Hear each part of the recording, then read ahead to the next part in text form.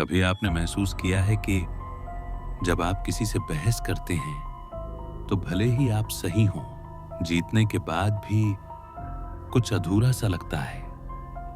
सामने वाला कह सकता है कि ठीक है, तुम सही हो, लेकिन अंदर ही अंदर उसके मन में एक चिंगारी जल उठती है।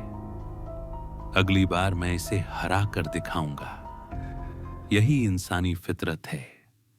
बहस तर्क को नहीं, अहंकार को छूती है। और जब अहंकार घायल होता है तो वो शांत नहीं बैठता, वो पलटवार करता है। इसीलिए रॉबर्ट ग्रीन कहते हैं, बहस से नहीं, अपने काम से जीत हासिल करो।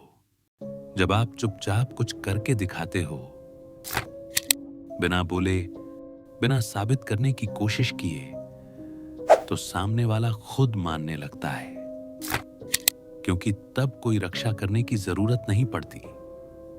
ना उसका आत्मसम्मान आहत होता है, ना उसे खुद को सही साबित करना पड़ता है। अब एक सच्ची कहानी सुनिए, एक ऐसे इंसान की जो अपनी चुप्पी से इतिहास बदल गया। 1861 की बात है। अमेरिका दो हिस्सों में बंट रहा था। उत्तर और दक्षिण के राज्यों के बीच तनाव बढ़ता जा रहा था। एक किला था, फोर्ट समटर, जिसे दक्षिण के विद्रोही घेर चुके थे। पूरा देश देख रहा था कि नया राष्ट्रपति अब्राहम लिंकन क्या करेगा। लोगों को उम्मीद थी कि वो कोई तीखा भाषण देगा, सीधा युद्ध का ऐलान करेगा। मैं इसी पल से जंग का ऐलान करता हूँ। फोर्थ ग्रेट निंजा वॉर अब से शुरू होती है। पर लिंकन चुप रहा। उसने कोई चेतावनी नहीं दी, कोई बहस नहीं की।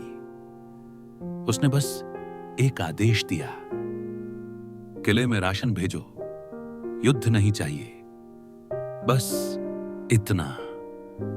बिना शोर, बिना बयान। दक्षिण के लोग फिर भी भड़क उठे और उन्होंने गोलियां चलानी शुरू कर दी।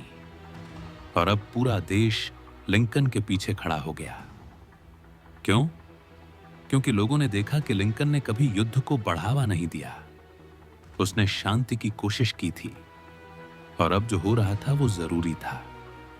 उसने शब्दों से नहीं, अपने काम से साबित किया कि सच्चा नेतृत्व कैसा होता है।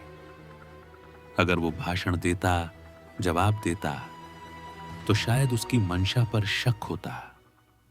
लेकिन जब उसने कुछ नहीं कहा और सही काम किया, तो देश ने खुद फैसला किया कि कौन सही है। यही होता है असली प्रभाव। आज हम भी अपने छोटे छोटे युद्धों में उलझे रहते हैं। कभी बॉस से बहस, कभी घर पर माता पिता से मतभेद, कभी दोस्तों से अपनी बात मनवाने की जिद्द। पर क्या होता है, जैसे जैसे हम बहस करते हैं, रिश्ता कमजोर होता जाता है।